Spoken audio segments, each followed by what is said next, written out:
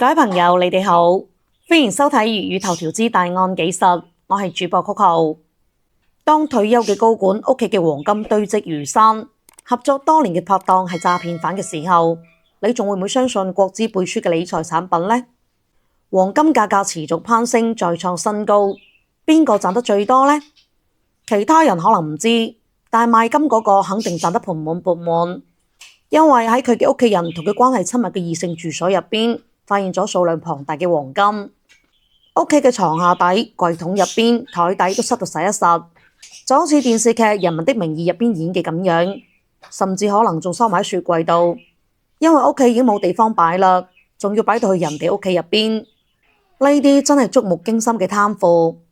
佢就係中國黃金集團黃金珠寶股份有限公司原黨委書記兼董事長陳鴻偉。以前硬係唔明點解老細話要將公司當成屋企，而家終於都明白啦，真係愛企獨家，直接將啲黃金搬返到屋企。陳鴻偉作為中國黃金行業發展歷程嘅元老級人物，早喺1983年就加入咗中國黃金集團，歷任多個部門負責人，直至2023年退休。但係佢落馬嘅原因，其實我就係覺得因為地下太跣啦，根本就企唔穩。早喺2024年7月份，陳鴻偉就俾人帶走調查，查咗5個月之後先知呢背後嘅真相。原來同集資詐騙嘅華僑係有關。華僑係指嘅係華僑控股集團及旗下所控制嘅企業，其業務範圍廣泛，包括基金私募同埋資產管理等多個領域。老細係一個叫做余增雲嘅浙江人，佢以中國黃金為戰略合作夥伴作背書，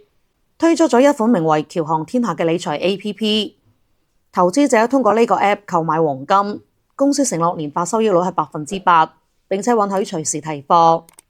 但係到咗2024年9月份，幾萬個投資者忽然間發現華僑控股旗下嘅理財產品出現咗無法兌付嘅情況，其辦公地點亦都變得空無一人。理財經理嘅電話亦都打唔通啦，超過70億嘅理財產品冇辦法正常兌付，其中單係黃金業務就涉及40幾億，按照當時嘅金價計算，相當於6.5億噸黃金。喺爆雷事件之後，當地公安機關即刻採取行動，並對華僑系嘅核心人員實施咗強制措施。但係實際控制人余增雲同幾位主要股東一早已經逃之夭夭。投資者無奈之下，只能夠向中國黃金尋求解釋，但係佢哋就被告知呢啲華僑系嘅產品同中國黃金毫無關聯，雙方從來都未有過任何嘅合作。聽到呢番說話，啲投資者眼都大埋，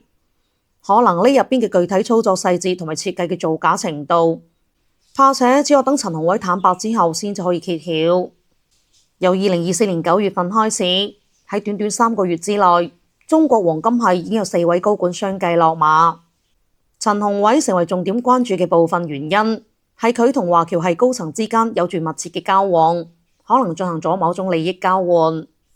雖然陳鴻偉就俾人拉咗，但係對於投資者嚟講，佢哋更加關心嘅係自己啲錢究竟去咗邊。根據媒體嘅消息得知，喺陳鴻偉嘅屋企人同佢關係親密嘅異性住所當中，發現咗驚人嘅大量黃金。具體有幾多，只能夠等各位自己去想象啦。根據公開報道，華僑系一共有9個人被採取咗強制措施，但係以創始人余增雲為首嘅幾位核心人物就下落不明，只係留低咗佢哋嘅出境記錄。以余增雲為例，佢全家人除咗佢之外都係美國籍，佢本人留喺國內經營生意，而老婆仔女一早已經喺美國安頓落嚟。華僑系事件發生之前，佢就提前等自己嘅舅仔喺日本註冊咗一間茅台專賣店，跟住以投資為由向日本匯款，或者以外商身份由國內轉返投資。事件爆雷之後，佢巧妙咁逃咗去日本，再輾轉前往美國，同住喺豪華別墅入邊嘅屋企人團聚。公司嘅2號人物楊宇瀟亦都同樣逃之夭夭。佢哋喺 LA 嘅豪華別墅度品住咖啡，聽住音樂，攤住日光浴。而無數受騙嘅投資者就被留咗喺風中，不知所措。今期就到呢度，我哋下期再見，拜拜。